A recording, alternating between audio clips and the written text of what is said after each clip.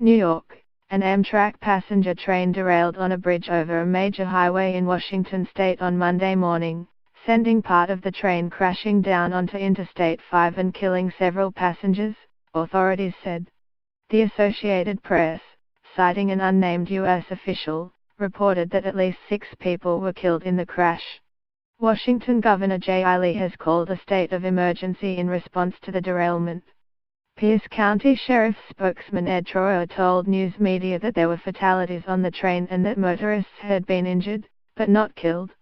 A total of 77 people were sent to hospitals in Pierce and Thurston counties, according to Chief Franciscan Health, which operates numerous hospitals in western Washington. 4 of the injured are level red patients, with critical injuries.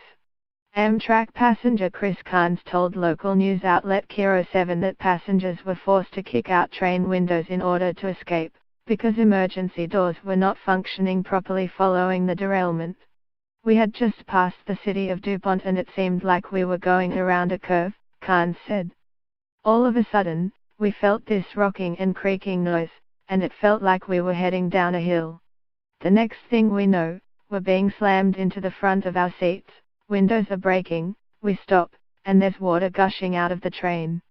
People were screaming." The derailment occurred on the first day that Amtrak trains began using a new track between the cities of Tacoma and Olympia, part of a project to reduce travel time.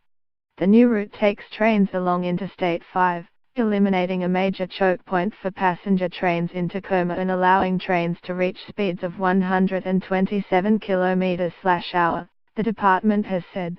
It was not immediately clear whether the derailment, which came during a busy travel time 1 week before the Christmas holiday, was connected to the new route. Amtrak confirmed its train was involved and said some injuries had been reported but did not offer further details. The train derailed around 7:30 am local time in DuPont. A photograph posted by a Washington State Police spokeswoman showed an upside-down train car partially crushed on the highway, with a second car dangling off the overpass.